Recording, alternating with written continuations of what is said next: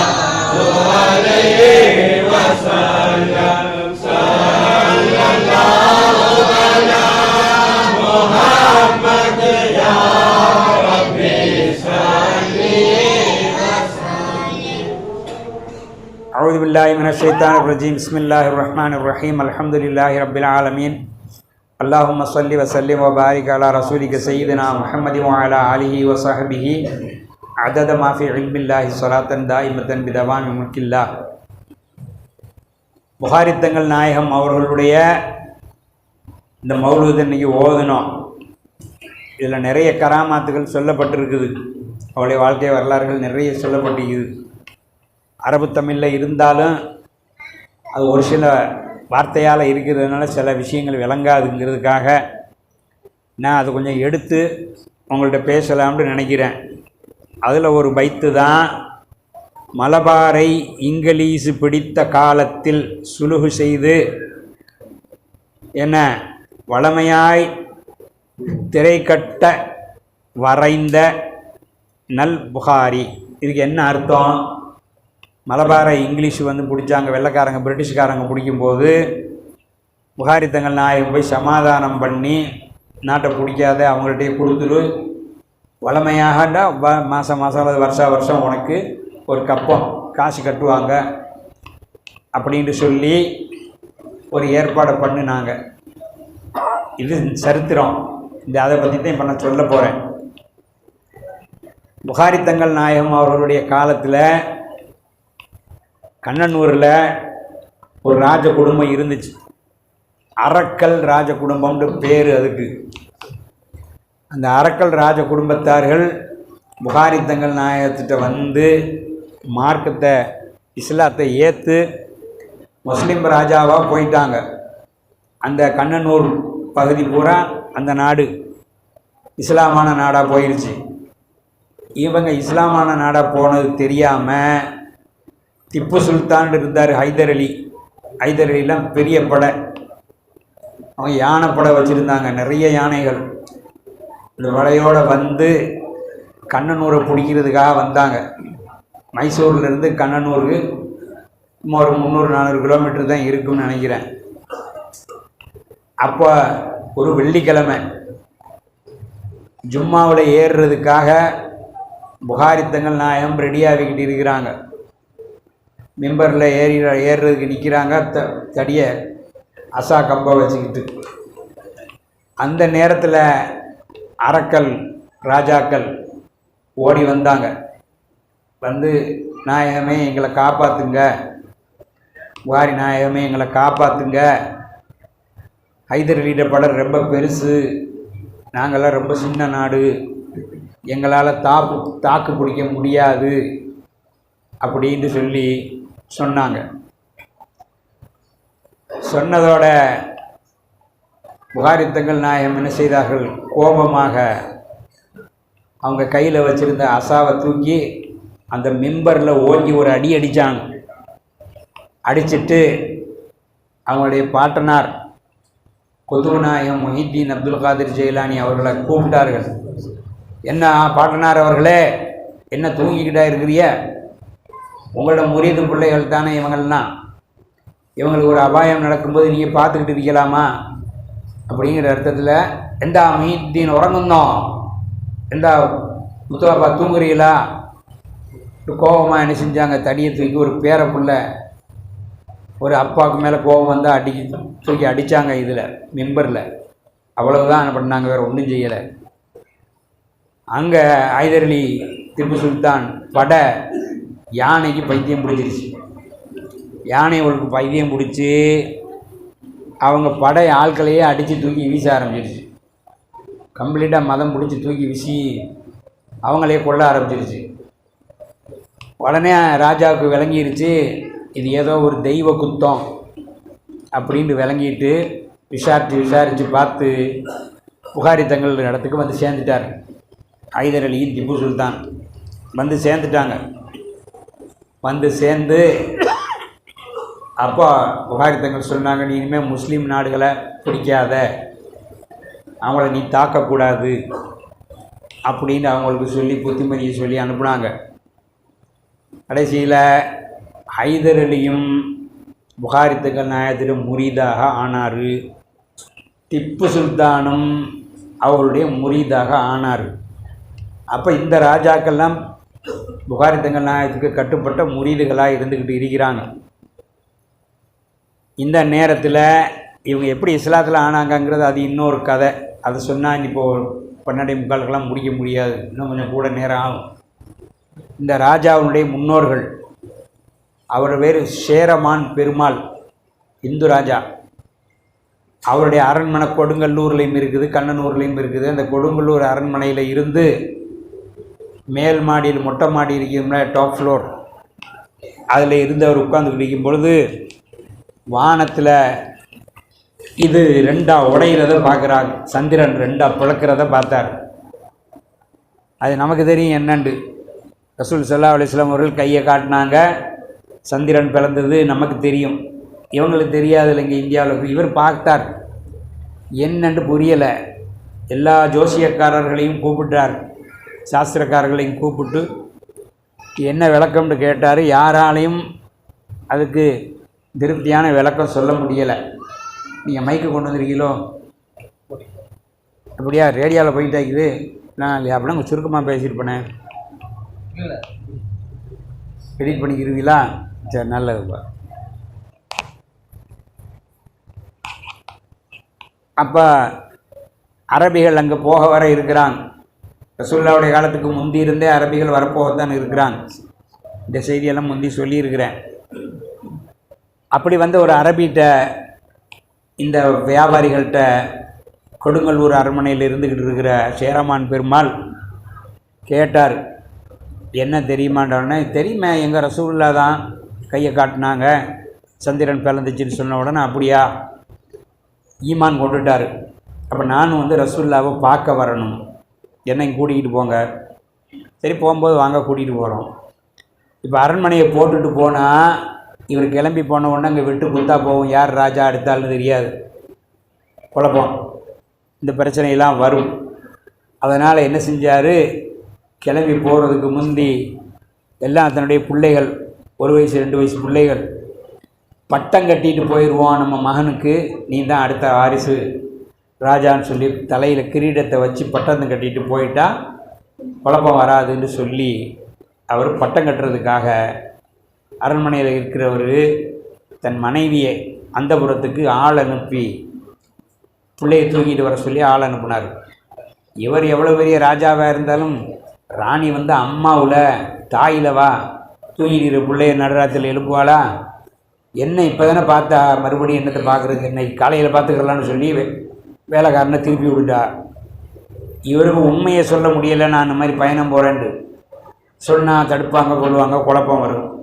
யோசித்து பார்த்தாரு, அரசாங்கத்தை போட்டுட்டும் போக இயலாது. தங்கச்சி வீட்டுக்கு செய்தி அனுப்பினார், பிள்ளையை கொடுத்து விடுன்னு.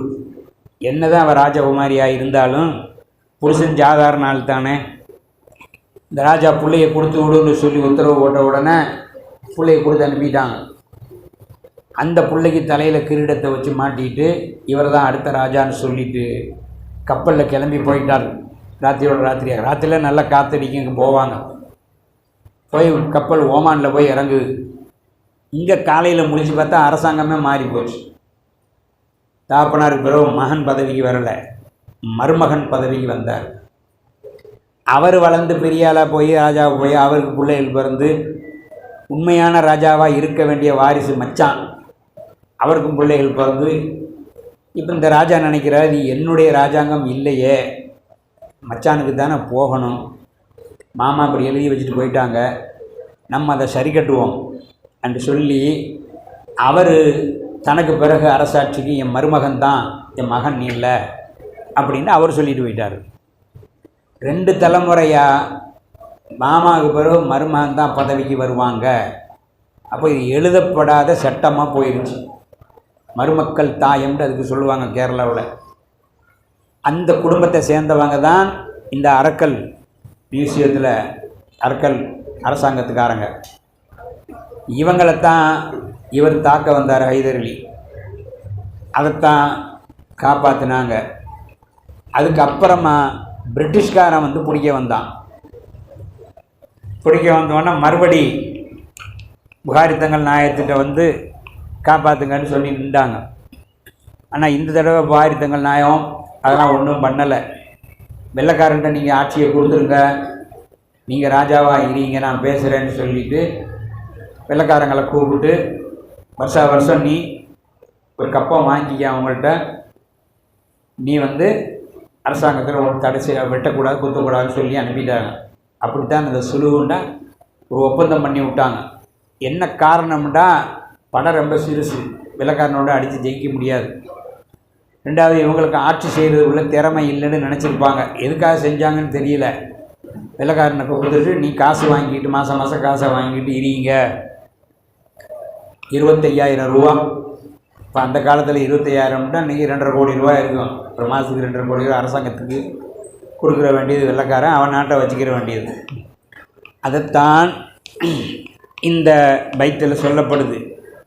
மலபாரை இங்கிலீஷ் பிடித்த காலத்தில் சுலுகு செய்து ஒத்துமையாக்கி விட்டு என்ன செஞ்சாங்க, வளமையாய் ஒவ்வொரு பீரியாடிகளாக வருஷா வருஷம் இல்லை மாதம் மாதம் 6 மாதத்துக்கு ஒருக்கா வளமையாய் திரைண்டா கப்பம்னு சொல்லுவாங்க, திரை கட்டுறதுல அவங்களுக்கு பகா கொடுக்குற மாதிரி கொடுத்துக்கிட்டு வரணும் அப்படின்ட்டு ஏற்பாடு பண்ணாங்க புகாரி அப்படின்ட்டு வருது, இந்த பைத்தில் வருது. அதே மாதிரி இன்னொரு பைத்து,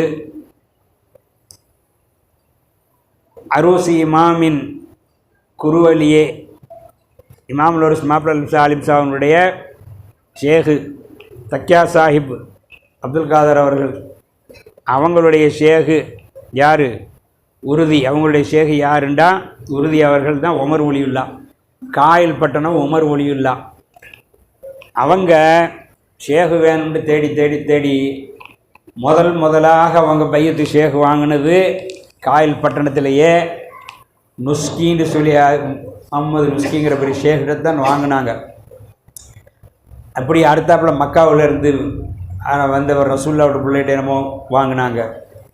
இப்படி 4 பேர்கிட்ட பையத்து வாங்கி 4 பேருக்கு ஷேகு, அவங்களுக்கு 4 பேர்கிட்ட பையத்து வாங்கி 5ஆவதா கேரளாவுக்கு போய் ஜிஃப்ரி தங்கள், இப்போ இந்த இருக்கிறாரில் அஸ்லம் மௌலானா, இந்த அஸ்லம் மௌலானாட அப்பாவோ அப்பாட மாமாவோ யாரோ எனக்கு சரியாக தெரியல, அவங்கள்ட்ட போய் பையத்து வாங்கினாங்க. வாங்க தலைவரை, ரொம்ப நேரத்தோடு வந்துட்டீங்க, வாங்க உட்காருங்க. புகாரி தங்கள் நாயத் எங்கே போகிறாங்க, இமாமுல் ஒரு மாப்பிள்ள அலிம் சாவுடைய அவன் போய் மாமனாரான தக்கியா சாஹிப் அப்பாட ஷேகான உமர் ஒலி அப்படின்னு வருதில்ல, அவங்க மலபாருக்கு போய் ஜெஃப்ரி தங்கள் அவங்களுடைய பாட்டனார் அலவியா தரிகா அவங்கள்ட்ட போய் பையத்து வாங்கினாங்க. பையத்து வாங்கி முரிதானாங்க. இருந்தாலும் அவளுக்கு தெரியும், அவன் பெரிய ஷேகு, கரகண்ட கடல் மெய்ஞானி, இவளை பற்றி விளங்கும்ல, இவர் இதோடு நிற்க மாட்டார், அடுத்தாப்புல இன்னொரு ஆளை தேடி போவாருன்னு அவங்களுக்கு தெரியும். சொன்னாங்க, நீங்கள் மலபாரில் இருந்து கண்ணனூருக்கு போங்க, அங்கே என்னுடைய மச்சான் இருக்கிறாரு புகாரி தங்கள், அவங்கள்ட்ட போய் நீங்கள் பையத்து வாங்கிக்கிறீங்கன்னு சொல்லி அனுப்பி விட்டாங்க. மலபாரிலேருந்து நடந்து நடந்து இல்லை கரத்தையில் ஏறி ஏதோ வண்டியில் வந்து கண்ணனூருக்கு சேர்ந்துட்டாங்க. கண்ணனூர் புகாரி தங்கள் நாயத்தினுடைய சபையில் அவங்க உட்காந்துருக்காங்க, ஊர் மக்கள் உட்காந்துருக்காங்க, மாணவர்கள் உட்காந்துருக்குறாங்க, முரீது பிள்ளைகள் எல்லாம் உட்காந்துருக்குறாங்க. புகாரி தங்கள் நாயகம் யாரையாவது பேரை சொல்லி கூப்பிட்டால், சுல்தான் அப்படின்னு கூப்பிட்டா அவர் என்ன செய்வார், லெப்பைக்கு யார் ரசூலுல்லாம்பார். ரசூலுல்லா அவர்களே நான் அடிபணிந்தேன்னு அர்த்தம் வருது. ரசூலுல்லாங்கிறது நபிநாயகம் தானே, இவங்களை ரசூலுல்லான்னு சொல்கிறாங்களேன்னு கொஞ்சம் புகாரி தங்கள் நாயகம் குழப்பத்தில் போயிட்டாங்க. எப்படி இவங்களை போய் ரசூலுல்லான்னு சொல்கிறது அப்படின்ட்டு. யாரை கூப்பிட்டாலும் பேரை சொல்லி கூப்பிட்டாலும் லெப்பைக்கு யார் ரசூலுல்லா, அடிபணிந்தேன். கல்பியாவில் ஹஜ்ஜுக்கு உம்ராவுக்கு போகும்போது நாங்கள் சொல்லுவோம்ல லெப்பைக்கெல்லாம் உண்மை லெப்பைக், அதைத்தான் சொல்கிறாங்க எல்லோரும் சொல்கிறாங்க. அப்போ இவங்க முடிவு பண்ணாங்க, என்னுடைய பேரை சொல்லி கூப்பிட்டால் நான் லெப்பைக்கிட்டு சொல்ல மாட்டேன் அப்படின்னு உறுதி எடுத்துக்கிட்டு புகாரி தங்களை சந்திக்காமையே திரும்பி மலபாருக்கே போயிட்டாங்க. மலபாருக்கு போய் அது தொழுகை நேரம், தொழுவ முடிஞ்சிருச்சு, இவங்க தனியாக தொழுவினாங்களோ அல்லது சுண்ண தொழுவினாங்களோ அல்லது ஜிஃப்ரித்தங்கள்கிட்ட போய் கம்ப்ளைண்ட் பண்ணாங்களோ, சரி 2 ரக்காத் தொழுதுட்டு வா, இஸ்திகாரா தொழுவிட்டு வான்னு சொல்லி அனுப்புனாங்களோ, ஏதோ ஒன்று நடந்துச்சு. அவங்க தொழுதாங்க, தக்பீரை கட்டினாங்க, ருக்குவுக்கு போனாங்க, சுஜூதுக்கு தலையை வச்சாங்க, மண்ணில் டப்புக்குன்னு மண்ணுக்குள்ளே உள்ளே விழுந்துட்டாங்க. புலி, பெரிய காடு, விழுந்த இடம் பெரிய காடாகி, யானை புலியெலாம் நிற்கிற காடு. பள்ளிவாசலில் சுஜூது செஞ்ச இடம் தின்ன பொழந்து உள்ளக்க விழுந்தா பெரிய காடாக இருக்குது. அது தட்டு தடுமாறி கையை உதறி தண்ணி மேலே ஒரு மாதிரியாக தலையை தூக்குன இடம் நூற்றுக்கணக்கான கட்டைக்கு அங்கால இருந்த புகாரித்தங்கள் நாயத்துடைய மஜ்லிஸில் தலையை தூக்குறாங்க. இவங்க புகாரித்தங்கள் நாய் விழுந்த இடம் மலபார், நூற்றுக்கணக்கான மைலுக்கு அங்கிட்டு போய் தலையை தூக்குறாங்க. எல்லாம் உள்ள கராமத்துக்கு தான் புகாரித்தங்கள் நாயத்துடைய கராமத்து.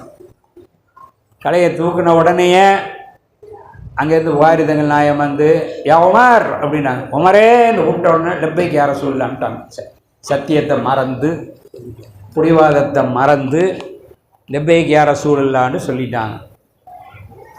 உமருடையெல்லாம் சாதாரண ஆள் இல்லை, இத்தனை சேகமார்கிட்ட முறிது வாங்கின ஆள் மட்டும் இல்லை, பெரிய படிப்பாளி, பெரிய மார்க்க மேதை. அவங்க எழுதின அல்லஃபல் அலிஃபுங்கிற கித்தாபு, அதை ஓதுனா இந்த ஆலிம் முழுமையான அரபி ஆலிமாக போயிடுவார். அந்த அளவுக்கு கிராமரும் அதுலேயும் எல்லாம் அதுக்குள்ளே இருக்குது. அப்படிப்பட்டவங்க அவங்க பார்க்கும்போது விளங்குது அவங்களுக்கு. குர்ஆன்லையும் அல்லாஹ் தஆலா மலக்குமார்களை பற்றி சொல்லும் பொழுது தவஃபத்துஹு ருசுலுனா, என்னுடைய ரசூல்மார்கள் உசுரை வாங்குறாங்கன்னு சொல்கிறான். ரசூல்லா நம்ம நபிநாயகமாக போய் ரூபை வாங்கியிருக்கிறாங்க, மலக்குமார்கள் தான் ரூபு வாங்குறாங்க. அந்த ரூபு வாங்குகிற மலக்குகளை அல்லாஹ் ரசூல்னு சொல்கிறான். அப்போ ரசூல்டா தூதருங்கிற அர்த்தம் தான். இப்போ இந்த நாட்டிலேருந்து ஒரு ஆள் அமெரிக்காவுக்கு தூதராக அனுப்புனா அவரும் ரசூல் தான். அப்போ அதனால் அது பெரிய ஷுருக்கு இல்லை, ரசூல் இல்லை அல்லாவுடைய தூதரேன்னு சொல்கிறது ஷிருக்கு இல்லைன்னு அவங்களுக்கு விளங்கிருச்சு. தூதர் தான், மலக்குமாரும் ரசூல்லா அல்லாவுடைய தூதர் தானே, அப்போ அது ஷிருக்கு இல்லையே, அதனால் இதுவும் ஷிருக்கு இல்லைன்னு விளங்கிட்டாங்க. லெப்பைக்குன்னு சொன்னால் அதுக்கு 2 அர்த்தம் இருக்குது. மார்க்கமான அர்த்தம் ஒன்று, சாதாரண டிக்ஷனரி அர்த்தம் ஒன்று. மார்க்கமான அர்த்தம்தான் லெப்பைக்குண்டா அடிபணிந்தேன் என்ற அர்த்தம். மற்ற அர்த்தம் வந்துட்டேன், இந்த இருக்கிறேன், ஆமாம் இந்த ஸ்கூலில் டீச்சர் கூப்பிடுவார், சுல்தான் பிரசன்ட் சார், இப்ராஹிம் உள்ளனையா, காசிம் அட்டெண்டன்ஸ் சார் சொல்கிறாங்கல்ல, அட்டெண்டன்ஸ் எடுக்கும்போது ஆள் கொண்டு சொல்கிறாங்களா இல்லையா, அது மாதிரி தான் லெப்பைக்குங்கிறது பதில் தான். இதை நானே என்னுடைய கண்ணால் பார்த்துருக்குறேன், காதால் கேட்டிருக்கிறேன். அல்லைங்கிற ஊரில் நகை வியாபாரத்தில் ஒரு சேல்ஸ் மேனேஜராக நான் இருந்தேன் மகக்கடையில். அப்போ நான் நகையை விற்கிறதுக்காக ஷேகுமார் வீட்டுக்கு போகிறது வழக்கம். அவங்க நம்மள்கிட்ட வாங்க மாட்டாங்க, காய்கறியை கூட்டிகிட்டு வாசலில் விற்று வர்ற மாதிரி நாம் தான் அவங்க வீட்டுக்கு நகையை தூக்கிட்டு போகணும். ராஜாக்கள் வீட்டுக்கு நகையை கொடுத்துடணும், அவங்க பார்த்துட்டு இதை போடு இது இதுன்னு கேட்டு அவங்க பேசி போடுவாங்க. கடைக்கெல்லாம் வரமாட்டாங்க. போனால் மஜ்லிஸில் எங்களை உட்கார வச்சுருக்காங்க, பெரிய மஜ்லிஸு, இங்கேருந்து இருக்கும் இது மாதிரி ஒரு பெரிய மஜ்லிஸு, 100-200 பேர் உட்கார்ற மாதிரி ஒரு மஜ்லிஸில் எல்லாருக்கும் சேர் கூட்டுவங்களாம் போட்டுக்குது. நாங்கள் போன உடனே ஒரு பெரிய தட்டு, நம்ம சகனில் சாப்பிட்றோம்ல அது போல் 4 பங்கு பெருசு, 4 கைப்பிடி, இங்கிட்டு ஒரு ஆள் 2 பேர் பிடிச்சி, அந்த பக்கம் ஒரு ஆள் 2 பேர் பிடிச்சி, 2 பேராக 4 பேரை தூக்கிட்டு வர்றாங்க சகனை. அதில் விதவிதமான பழங்கள் அது இதெல்லாம் வச்சுக்குது, கொண்டு வந்து வச்சு எல்லாம் அறுத்தறுத்து தர்றாங்க திங்கிறதுக்கு. அரபிகள் உபசரிக்கிற முறை. நீ அதுக்கப்புறம் அவர் ஹம்சான்னு நினைக்கிறேன், ஹம்சா அப்படின்னு கூப்பிட்டார் வேலைக்காரரை. உடனே அவர் லெபேக்குன்னு கத்துனார். அப்போது முதலாளி கூப்பிட்ட உடனே வந்துட்டேன் அப்படின்னு சொல்கிறதுக்கு அவங்க லெபேக்ங்கிற வார்த்தையை சாதாரணமாக பயன்படுத்துகிறாங்க. காப்பி கொடுத்தாரு, தேத்தனி கொடுத்தாரு, எல்லாம் குடித்தோம். அதே மாதிரி ஸ்கூலில் அட்டண்டன்ஸ் எடுத்தாலும் லெபேக்குன்னு சொல்லுவாங்க. இது சாதாரண அர்த்தம்தான். அது மாரிஃபத்தினுடைய ஷரியத்தினுடைய அர்த்தமாக இருந்தால் தல்பியாவில் தான் வரும். அதை விளங்கிட்டாங்க. உமர் இல்லாத்தெல்லாம் அவங்கள்ட்ட பையத்து வாங்கினாங்க. அவங்களுடைய 6வது ஷேகு அவங்க. அப்படித்தான் நம்மளுக்கு வழியாக அவங்கள்ட்ட இருந்து தன்னுடைய மகனார் காயில் பட்டம் தக்கியா சாஹிப் அப்பா அவர்களுக்கும் தன்னுடைய மருமகனார் சகோதரியுடைய மகன் கீழக்கரை தக்கியா சாஹிப் அவர்களுக்கும் பையத்து கொடுத்தார்கள், ஷேகாக்கினார்கள். அவங்கள்ட்ட இருந்து மாப்பிள்ளை அலிப்சாட்ட வந்து அவர்கள் மூலமாக நமக்கு வந்திருக்குது. இதைத்தான் சொல்கிறாங்க. அரூஸ் இமாம் அவர்களுடைய குரு அது யார்? தக்கியா சாஹிப் அப்துல் காதர். அவங்களுடைய உறுதி யார்? அவர் தான் உமர் ஒலி இல்லா தாலா. அவங்களுடைய குத்துபு யார்? புகாரி தங்கள். இவ்வளோ விஷயம் நடந்திருக்குது. அவங்க பையத்து புகாரி தங்கள் நாயத்துடைய பையத்துக்கு நேரம் இருக்குதுல்ல. சரி, அதே மாதிரி இங்கே வருது கீழே. ஏற்கனவே இதை சொல்லிட்டேன். லெப்பைக்கும் யா ரசூலல்லா என சொல்வார் முரீதீன்கள். உங்களுடைய முரீதுகள் உங்களை லெப்பைக் யா ரசூலல்லான்னு சொல்வார்களே. அதான் விவரம் நான் உங்களுக்கு சொல்லி காட்டிட்டேன். இது பைத்தில் இருக்குது. வேணுங்களா? குப்பாகவே ரொம்ப பாசத்தோடு சொல்லுவார்கள். அந்த பைத்தில் உள்ளதை தான் உங்களுக்கு நான் சொல்லிக்கிட்டு இருக்கேன். அரபு தமிழாக இருந்தாலும் சில பேருக்கு அது அர்த்தம் விளங்காது. பின்புலம் விளங்கினா தான் அதில் இருக்கிற 1-2 வார்த்தை விளங்கும். அதுக்காக தான் நான் அதை உங்களுக்கு சொல்லி காட்டுக்கிட்டு இருக்கிறேன். அடுத்ததாக இதுலேயே இருக்க ஒரு 2-3 சொல்லி முடிச்சிருவோம். இந்த இந்த பள்ளிவாசல் இதுக்கு முன்னால் இருக்கிற ரோடுக்கு பேர் தெரியுமா? என்ன பேர்? இமாமுல் அரூஸ் மாவத்தை. இந்த பேர் வைக்கிறதுக்கு முந்தி இதுக்கு என்ன பேர் இருந்துச்சு தெரியுமா? Phoebus lane. ஃபோபஸ்னு ஒரு வெள்ளைக்காரண்ட பேர். ஃபோர்பஸ் லேன்னு இருந்துச்சு. அலவி மௌலானா அவர்கள் கவர்னராக இருந்தார்கள். மேல் மாகாண கவர்னராக ஆண்டுகார அலவி மௌலானாவாக இருந்தார்கள். அப்போது இலங்கை கொழும்புனுடைய ஆட்சியும் அவங்களுக்கு ஒரு நேரத்தில் ஒரு டெம்பரவரியாக யாரோ வெளிநாட்டுக்கு போன நேரத்தில் அவங்களுக்கு அது எப்படி தெரியுமா? அப்படியா? அவங்களுக்கு அதிகாரம் இருக்குதான். அந்த நேரத்தில் நம்ம தரீகா பிள்ளைகள் போய் அலவி மௌலானாட்ட சொல்லி எங்களுக்கு இந்த பேரை வந்து இமாமுல் அரூஸ் மாவட்டன்னு மாற்றித்தாங்கன்னு கேட்டு உடனே இமாமுல் அரூஸ் மாவட்டன்னு பேரை மாற்றி கொடுத்தாங்க. அப்போ இந்த அதிகாரிகளாக இருக்கிறவன் சிங்களவன் வந்து எல்லாம் அது எப்படி மாற்றுவோம் போகலான்ற உடனே, என்னப்பா நாட்டுக்காக எவ்வளோ சேவை செஞ்சவர்கிட்ட பேரை வைக்கிறதுக்கு யோசிக்கிறிய? ஃபோர்பஸ்னால் யார்? அவன் என்ன செஞ்சுக்கிறான்? நாட்டுக்கு என்ன செஞ்சான் போனான்னு கேட்டால் உன்ட்ட பதில் இல்லை. பேசாமல் இந்த பேரை வையின்னு சொல்லி தான் இந்த ஃபோர்பஸ் லேனுங்கிற பேரை மாற்றி என்ன இமாமுல் அரூஸ் மாவட்டன்னு மாற்றினாங்க. இப்போ இந்த தக்கியா ஃபோர்பஸ் லேனில் இருக்குதுங்கிறத அவங்க ஹனீஃபா நாயம் எழுதுகிற மாப்பிள்ளை அலிம்ஷாவுடைய காலத்துக்கு பிறகு ஹனீஃபா நாயம் எழுதுகிறதுல இருக்குது. தங்களின் இஸ்மு, உங்களோட இஸ்முண்டா பேர், தங்களின் இஸ்மு இட்ட உங்கள் பேர் வச்ச வாரி தைக்காங்கிறது ஃபோர்பஸ் மருதான் கொழும்பு பள்ளியில் மரதானையில் கொழும்பில் ஃபோர்பஸ் லேனுங்கிற இந்த தைக்காவில் பேர் வச்ச உங்களுடைய இந்த பள்ளியிலேயே அலங்காரமாக அப்படின்னு ஓதுகிறோம். புகாரி அவர்களே நாயம் அவர்களேன்னு ஓதி ஃபோர்பஸ். இப்போ பைத்து ஓதியாச்சு. புது கித்தாப் தாங்க, புது கித்தாப், புதுசாக அடித்த கித்தாப் தான். பைத்து எழுதியாச்சு. பைத்தில் காலங்காலமாக ஃபோர்பஸ் லேன்னு சொல்லி ஓதிக்கிட்டு இருக்கிறோம். இப்போ ஃபோர்பஸ் லேனுங்கிற பேரை மாற்றி புகாரி தங்கள் நாயத்துடைய பேரில் இந்த பள்ளியை இந்த பேரை மாற்றி இமாமுல் அரூஸ் மாவட்டன்னு பேரை மாற்றியாச்சு. இப்போ இந்த பைத்து ஓதுனா சரியாக வருமா? உங்கள் ஃபோர்பஸ் லேன் பேரிட்ட பள்ளின்னு சொன்னால் சரியாக வராது. அப்போ அதை என்ன செய்ய வேணும்? புகாரி தங்களோட பேரை சொல்லி இந்த பேர் மாற்றினதை பற்றி சொன்னால் தான் சரியாக வரும். இதுக்கு இந்த ஹனீஃபா நாயத்துடைய பைத்தா இருக்கிறதுனால இதுக்கு உடையக்காரங்க காப்பிரைட் நம்ம இல்லை, நானும் இல்லை, செய்நாயகம் இல்லை, இவங்கள் தான். ஹனீஃபா நாயத்துடைய பேர பிள்ளைவர் ரத்தம் தான் இதுக்கு காப்பிரைட். இன்னும் அவங்கள்ட்ட கேட்டேன், இப்படி இருக்குதே ஒரு பைத்தை மாற்றணுமேன்னு சொல்லி மாற்றுங்க அப்படின்னாங்க. என்னட்ட சொல்லாதீங்க, நீங்கள் எல்லாம் குடும்பத்தார்கள்லாம் பேசி ஒரு முடிவெடுத்து சொல்லுங்கன்னு சொன்ன பிறகு உங்கள் குடும்பத்தார்கள் பேசிட்டு மாற்றுறதுன்னு சொல்லி சம்மதிச்சாங்க. அப்போ புதுசாக ஒரு பைத்து எழுதப்பட்டுச்சு. ஃபோர்பஸ் லேனின் பெயரை ஷேக் இமாம் அரூஸ் அவர்களின் பெயரால் சோவதம் தந்தாள்கிற ரசூலுல்லாவுடைய தோழர் அபூபக்கர் சித்திக் நாயத்தினுடைய தோழர், அந்த வம்சத்தில் உள்ள அவர்களுடைய ஷேக் நாயம் இமாமுல் அரூஸ் நாயத்துடைய பேரை வச்ச அந்த புகாரி நாயமே இந்த 2 பைத்து வருது. இதை எந்த இடத்துல எழுதுறது? இடம் இல்லை. புது கித்தாபை தூக்கி பார்த்தா சுப்ஹானல்லாஹ் பெரிய ஆச்சரியம். 28ஆம் பக்கத்தில் 2 லைன் எழுதுகிற அளவுக்கு இடம் வெளியிக்குது. அச்சடிச்சிக்கிறாங்க கித்தாபை, இடம் விட்டு அச்சடிச்சிக்கிறாங்க. யார் விட்டா ஏன் விட்டா யாருக்கும் தெரியாது. இது சொல்கிற சரிதானா? 2 பைத்து எழுதுறதுக்கு சொருகிற அளவுக்கு இடம் விட்டு கேப் விட்டு அதில் கையால் எழுதிக்குது. பார்த்தீங்களா?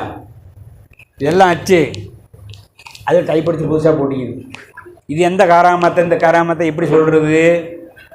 வைத்து எழுதுனா இடம் விடாமல் தானே எழுதிவாங்க. கரெக்டாக ஒரு கேப் விட்டுட்டு எழுதி இந்த கித்தாப் படித்து எத்தனையோ காலத்துக்கு பிறகு இதை ஓதி வந்துக்கிட்டு இருக்கிறாங்க. எத்தனையோ காலத்துக்கு பிறகு இந்த இது எழுதப்பட்டுச்சு.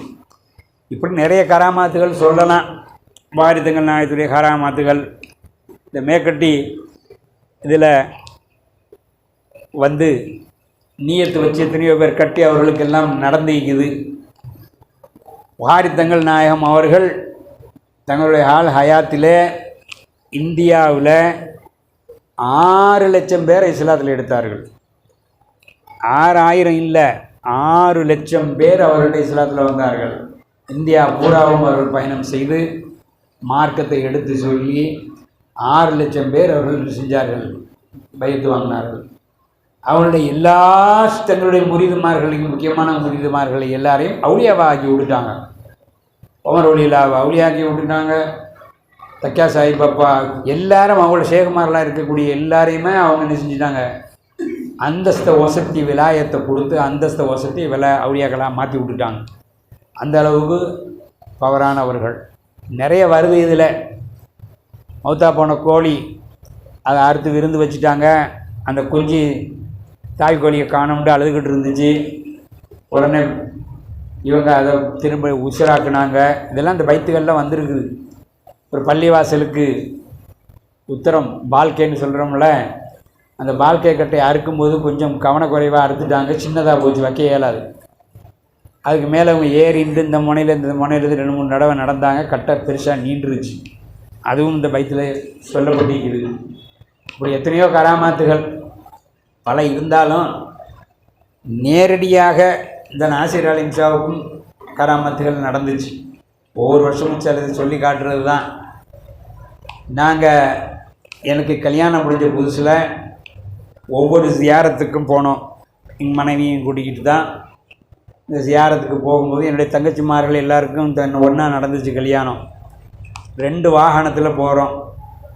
ஒவ்வொரு இடமா ஜியாரத்து பண்ணிவிட்டு இந்த கண்ணனூர் தாண்டி போகணும். கண்ணனூர்லேயும் ஒரு ஜியாரத்தை முடிச்சுட்டு கண்ணனூரை தாண்டி அப்படி காஃபி எஸ்டேட் இருந்துச்சு பெரிய ஷேக் நாயம் அவர்களுக்கு. அந்த எஸ்டேட்டில் போய் 2-3 நாள் தங்கி ஹனிமூனு தங்கி இருந்துட்டு வர்றது அப்படின்ட்டு இப்படியே ஒவ்வொரு ஊராக நாகூருக்கு போனோம், காயல்பண்ணத்துக்கு போனோம், தொண்டிக்கு, இப்படியே ஒவ்வொரு ஊராக போய் ஜியாரத்துன்னு சொன்னோடனே இந்த புது மாப்பிள்ளை புது பொண்ணுமாரோடு கொஞ்சம் போர் அடிச்சிருச்சு. இதே வேலையாக இருந்து கேலி பண்ணுவார்கள். இந்த ஜியாரத்து முன்னுக்கு கூட்டிகிட்டு போயிட்டு அவங்க வாப்பங்களை அனுப்பி வச்சுட்டாங்கட்டு மச்சான் மாதிரி கேலி பண்ணுறது. நம்மளும் ஒரு புது மாப்பிள்ளை, அவங்களும் ஒரு புது மாப்பிள்ளை, நம்ம அதெல்லாம் சொல்லாதீங்கன்னு பேசுகிறது இல்லை, வாய முடிக்கிட்டு தான். இப்படியே வரும்போது கண்ணனூர்கிட்ட வரும்பொழுது இறங்கி நின்று ஜியாரத்து பண்ணிவிட்டு தங்கிட்டு மறுநாள் போகிறதுக்கு பிளான். ஆனால் இந்த ஆட்கள் என்ன அப்படியே ஓதிக்கிட்டு போயிடுவோமே, இப்படியே ஃபாத்தியா ஓதிக்கிட்டு போயிடுவோமே அண்டு சொன்னாங்க. நானும் ரொம்ப எதிர்த்து பேசாமல் சரின்னு சொல்லிட்டேன். சின்ன வயசு வேறு, 2வது வீட்டுக்கு வந்திருக்கக்கூடிய மாப்பிள்ளை மாதிரி 2 பேர். அது தட்டாமல் சரின்னு சொல்லிவிட்டு வாசல் இந்த ரோட்லேயே நின்று தைக்கா வாசல் கூட போகலை. அப்படி வண்டி வாகனம் ஓடிக்கிட்டே இருக்குது. ஃபாத்தியாவை ஓதிக்கிட்டு கிளம்பி தோட்டத்துக்கு போயிட்டோம். அங்கே போய் 2 நாள் இருந்துட்டு திரும்பி வர்றோம். வந்தால் அதே பாதையில் திரும்பி வரணும். கண்ணனூர் வந்து கண்ணனூரில் இருந்து கோயம்புத்தூர் வந்து கோயம்புத்தூர்லேருந்து ஊருக்கு வரணும். கண்ணனூர்கிட்ட வர்றதுக்கு கொஞ்சம் ஒரு 60 கிலோமீட்டர் தூரம் இருக்கும். மகரிப்பு வந்துடுச்சு. இந்த டிரைவர் என்ன செஞ்சார், பிரேக்கை பிடிக்கிறேன்ட்டு நசுக்குனார் காலை. பிரேக்கை தாண்டி கால் கீழே போயிடுச்சு. காலை எடுக்க இயலலை வருது. சரியான வளைவு, வங்கு, வண்டி வங்குக்குள்ளே இறங்கி கீழே விழுந்துருச்சு. கீழே இறங்கிடுச்சு. ஆக்சிடெண்ட் ஆகலை, இறங்கி அப்படி நின்று வானத்தை பார்த்த மாதிரி நிற்கிது. கடைசியில் நாங்கள்லாம் வந்து டிரைவர் கொஞ்சம் மாடி போயிட்டாரு சொல்லிட்டு நான் தான் வாகனத்தை ஓட்டிக்கிட்டு போய் வாரித்தங்கள்லாம் எடுத்துகிட்டு போய் சேரும்போது எங்கே நிப்பாட்டினாலும் கேரேஜ் ரிப்பேர் இல்லை, மூடி மூடி மூடி வாங்க. கண்ணனூர் தான் பெரிய ஊர், அங்கே தான் கேரேஜ். அங்கே வரும்போது ராத்திரி 10-11 மணி ஆகிடுச்சு. வாகனத்தை வேகமாக ஓட்ட முடியல. 30-40 கிலோமீட்டருக்கு மேலே போனால் குருன்னு உரசுங்க. அப்படியே மெதுவாக ஓட்டிக்கிட்டே வந்து சேரும்போது 11 மணி ஆயிடுச்சு. மாரிபுக்கு நடந்த ஆக்சிடெண்ட்டு. கண்ணனூரில் தங்கினோம். வண்டியை ரிப்பேர் கொடுத்தா ஒரு நாள் ஆகும்னு சொல்லிட்டான். வண்டியை ரிப்பேர் பண்ண சொல்லி கொடுத்துட்டு புகாரித்தங்கள்லாம் எடுத்துகிட்டு ஜியாரத்து பண்ணிவிட்டு போனோம். என்ன நிற்காமையா போனா, நீ ஒன்று தான் நிப்பாட்டுறேன் பாரு அப்படின்ட்டு. ஆக்சிடெண்ட் ஆனால் எங்களுக்கு இது பாதிப்பு. ஆக்சிடெண்ட்டும் ஆகக்கூடாது, ஊரை தாண்டியும் போக விடக்கூடாது, இங்கே தங்க வைக்கணும். பெரிய சேகநாயகத்துக்கும் புகாரித்தங்கள் நாயகத்துக்கும் இருக்க தொடர்பு நமக்கு விளங்காது இல்லை. அந்த வண்டியை ரிப்பேர் ஆக்கி ஓட விடாமல் 30 கிலோமீட்டருக்கு மேலே ஓட்ட முடியாது. ஒரு 80 கிலோமீட்டரில் வண்டி ஓடிச்சுன்னு சொன்னால் ஊருக்கு போய் சேர்ந்துருக்கோம். அப்படி பண்ணி இதெல்லாம் கராமத்துகளில் தான், கராமத்துகள் ஒன்றா தான் நான் பார்க்குறேன். சரி, ஹைர் வாஹிர் தவானா அல்ஹம்துலில்லாஹி ரப்பில் ஆலமீன். இந்த எல்லாருக்கும் ஒரு விண்ணப்பம், கட்டாயம் இந்த ராத்திபுகளுக்கு நீங்களும் வாங்க, பிள்ளைகளையும் அனுப்பி விடுங்க. ராத்திரியில் நிறைய ஓதல் இருக்குது. அது அவ்வளவையும் ஓதினால் பிள்ளை ஒரு நாளைக்கு ஸ்கூலுக்கு போக முடியாது. அதை குறைச்சி தான் ஓதணும். அந்த காலத்தில் அப்படி தான் ஓதுனாங்க. இமாம் நாயக் காலத்தில் இப்படி ஓதுனாங்க, அனிபா நாயக் காலத்தில் இப்படி ஓதுனாங்க. அப்போல்லாம் ஸ்கூலும் கிடையாது, ஹோம்ஒர்க்கும் கிடையாது, டியூஷனும் கிடையாது, ஒன்றும் கிடையாது. இதுதான் இருந்துச்சு. இப்போ நேரம் இல்லை, ஒருத்தருக்கும் நேரம் இல்லை. ஸ்கூல் விட்டு வந்த உடனே பிள்ளைகளை நேராக டியூஷனுக்கு அனுப்பணுமாங்குது. இப்போ நம்ம ராத்திரிவேளை பெருசாக வச்சுருந்தால் அது சின்ன பிள்ளைகளுக்கு சிரமமாக இருக்கும். அதனால் முக்கியமான ஓதல்களை ஓதுங்க. ஒரு அவசர தேவைக்கு, ஒரு பெருநாள் அன்னைக்கு, ஒரு முக்கியமான நாள் அன்னைக்கு ஓதும்போது முழு ராத்திரிவாக ஓதுங்க. ஒரு நீயத்துக்காக ஓதும்போது முழுசாக ஓதுங்க. கட்டாயம் நீங்கள் வரணும். நீங்களும் தான் இந்த தக்கியாவை சுமக்கணும். நீங்களும் தான் தக்கியாவுக்கு செலவுகள் ஒரு வாரத்துக்கு நீங்களும் கவனிக்கணும். நீங்களும் தான் இந்த தக்கியாவை விரோதிகள் வந்து ஆக்கிரமிச்சிடாமல் நீங்களும் தான் இதை கட்டி காப்பாற்றணும். அப்படி இல்லைன்னு சொன்னால் நமக்கு இஸ்லாத்தை சொல்லி தந்த பெரியார்களுக்கு நாம் நன்றி செலுத்தாதவர்களாக போயிடுவோம். அல் ஜஸாவுல் இஹ்சான் இல்லல் இஹ்சான். நமக்கு ஒரு நலவு செய்தவர்களுக்கு நாமும் பதிலுக்கு நலவு செய்யணும். அதனால் நீங்களும் தான் இந்த தக்கியாவை கட்டி காப்பாற்றணும். நேற்று கிச்சரி வந்திருந்தார். அவரும் இந்த மேக்கடியில் ஒன்று கட்டிட்டு போனார் போன வருஷம். அவருக்கு விருப்பமான ஒரு செய்தி நடக்கணும்னு, அதுவும் நடந்துருச்சு. அவுலியாக்கள் வந்து ரசூலுல்லாஹ்வுடைய பிரதிநிதிகள். ரசூலுல்லாஹ் வந்து ரஹ்மத்துல் லில் ஆலமீன், அல்லாஹ்வுடைய ரஹ்மத்து. அல்லாஹ்வுடைய ரஹ்மத்து முஸ்லீம்களுக்கு மட்டும் இல்லை, காஃபிர்களுக்கும் அல்லாஹ் ரஹ்மத்து. மழை பெஞ்சா அவங்களுக்கும் தான் மழை. அவங்க சோறு திண்டாலும் அவங்களுக்கு பசி அடக்கிறான் ரஹ்மத்து. அதனால் மழை. அவுலியாக்கள் காஃபிர்களுக்கும் கருணை காட்டுவார்கள், ரசூலுல்லாஹ்வுக்கு காட்டுவார்கள், இஸ்லாமானவர்களுக்கும் கருணை காட்டுவார்கள். ஆனால் வித்தியாசம் இருக்குது. ஒரு மிஸ்கீனுக்கு நம்ம ஒரு காசு 10 ரூபா கொடுக்குறதுக்கும், நம்ம சொந்த புள்ள பேர பிள்ளைக்கு பெருனா காசு ஒரு 10 ரூபா கொடுக்குறதுக்கும் வித்தியாசம் இருக்குது. அது மாதிரி காட்டுவார்கள். இன்ஷா அல்லாஹ், அல்லாஹ் தஆலா நம்ம நாட்டங்களை நிறைவேற்றி வைப்பானாக. வாஹிர் தஅவானா அல்ஹம்துலில்லாஹி ரப்பில் ஆலமீன். அஸ்ஸலாமு அலைக்கும் வரஹ்மத்துல்லாஹி வபரகாத்துஹு. சங்கைக்குரிய சையத் முகமது ஜலாலுதீன் ஜிஸ்ரில் மௌலானா புகாரில் மாதிரியில் கான்சுல் நூரி அவர்களின் 118வது வருட மனாகிப் மஜ்லிஸ் நிகழ்ச்சிகளுக்கு இன்றைய நிகழ்விற்கு தலைமை தாங்கிக் கொண்டிருக்கின்ற எங்களுடைய மரியாதைக்குரிய சங்கைக்குரிய தைகா அகமது நாசிர் சுவைப் ஆலிம் BA அல் அரூசி ஃபாசில் ஜமாலி அவர்கள் உரையாற்ற கேட்டோம். ஆம், அவருடைய அன்பு தந்தை, எங்கள் எல்லோருக்கும் வழிகாட்டி கொண்டிருந்தவர் குத்புஸ் ஸமான் அல்லாமா அஃபுல் உலமா சைஃபுல் காமில் டாக்டர் தைகா சுவைப் ஆலிம் அல் கிர்கரி அவர்களுடைய 3வது வருட நினைவு தின நிகழ்ச்சி இன்ஷா அல்லாஹ் 22ஆம் திகதி மாலை மஹ்ரிப் தொழுகை அடுத்து இதே பள்ளிவாசலில் நடைபெற இருக்கின்றது. எனவே முரீதீன்கள் முஹிப்பீன்கள் அனைவரும் கலந்து கொள்ளுமாறு பள்ளிவாசலின் நிர்வாகத்தினர்கள் கேட்டுக்கொள்கின்றார்கள். அதேவேளை இந்த மஜ்லிஸ் நிகழ்ச்சிகள் ஒவ்வொரு வருடமும் நடைபெறுகின்ற பொழுது தனவந்தர்கள் அதே போன்று பொதுமக்கள் முரீதீன்கள் முஹிப்பீன்கள் என பலரும் தங்களால் முடிந்த உதவிகளை இந்த பள்ளிவாசலுக்கு வழங்கி கொண்டிருக்கின்றார்கள். அத்தனை பேருக்கும் இந்த பள்ளிவாசலின் நிர்வாகத்தினர்கள் தங்களுடைய நன்றிகளை தெரிவித்துக் கொள்வதோடு இந்த பள்ளிவாசலில் இந்த தர்க்கியாவில் அடங்கப்பட்டிருக்கின்ற கலீஃபா அப்பா அவர்கள் புனித அஷேக் புகாரி தங்கள் அவர்களின் 3வது பரம்பரையைச் சேர்ந்த சங்கைக்குரிய ஹுசைன் தங்கள் அவர்களுடைய கலீஃபா என்பதும் குறிப்பிடத்தக்கது. எனவே இன்றைய நிகழ்ச்சிகள் யாவும் நேரடியாக இணையதளம் ஊடாக அஞ்சல் செய்யப்பட்டு கொண்டிருந்தன.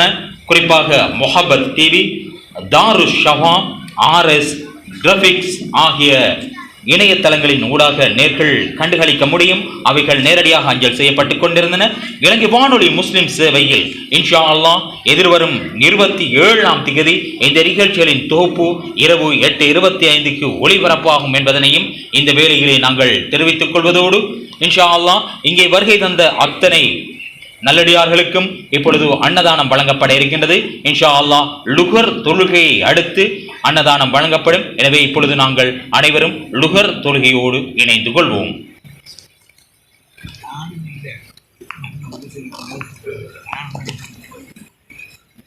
இன்ஷா அல்லாஹ் பகல் போசனம் வழங்கப்படும். எனவே அனைவரும் அந்த பகல் போசனத்தில் லுகர் தொழுகையை தொடர்ந்து கலந்து கொள்ளுமாறு அன்பாய் கேட்டுக்கொள்கின்றோம். அஸ்ஸலாமு அலைக்கும் வரஹ்மத்துல்லாஹி வபரகாத்துஹு.